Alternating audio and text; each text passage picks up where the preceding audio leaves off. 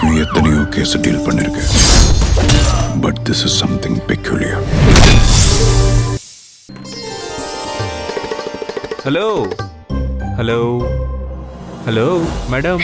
ஓ Surya sir, என்ன திடீர்னு இங்க வந்து நிக்கிறீங்க? டீ காஃபி எதுவும் வேணுமா? ஏன் மொட்டை மாடியில ஏதாச்சும் டீ கடை போட்டிருக்கியா? அதெல்லாம் விடு, உனக்கு தான் வேற ஏதோ வேணும்.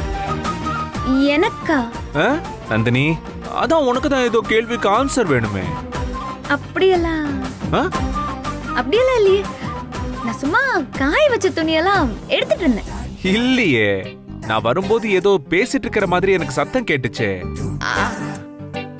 ஆ, அது சும்மா மனசுல பேசினது.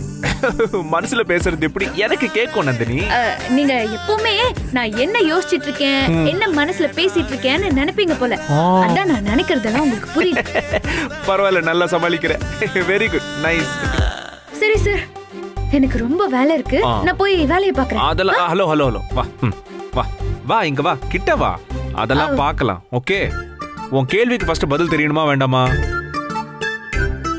இப்ப என்ன உனக்கு? நம்ம வீட்ல ஒவ்வொருத்தரோட மனசுலயும் நீ என்னவா இருக்கன்னு தெரியணும். உன்னை பத்தி என்ன நினைக்கிறாங்கன்னு தெரியணும். அதானே? அதானே? அப்ப நம்ம பேசினதெல்லாம் இவருக்கு கேட்டுருச்சா?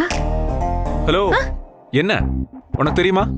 என் டாடியோட மனசுல அவரோட பெத்த பொண்ணுங்களை விட உயர்வாதான் நீ இருக்க. அந்த அளவுக்கு உன்னை அவர் மதிக்கிறாரு. அப்புறம் நம்ம கல்யாணம், அவனை சொல்லவே வேண்டாமே. தங்கச்சி தங்கச்சின்னு அப்படி ஒரு பாசம் இருக்கு உன் மேல. அப்புறம் ஐயோ என் தாய் குலம், அவங்கள பத்தி ஏதாச்சும் தெரியணுமா? அவங்க மனசுல நீ தான் 1ஆம் நம்பர் எதிரி. அப்புறம் இன்னும் 2 விஷங்க இங்க சுத்திக்கிட்டு இருக்கே, மாதவி, சுரேகான். அதுங்களாம் உன்னை பத்தி நல்லாவா நினைக்க போகுது? கண்டிப்பா கிடையாது. கடைசியா அந்த ஷார்ப்பு, ஐயோ அவரை பத்தி எனக்கு ஒண்ணுமே தெரியல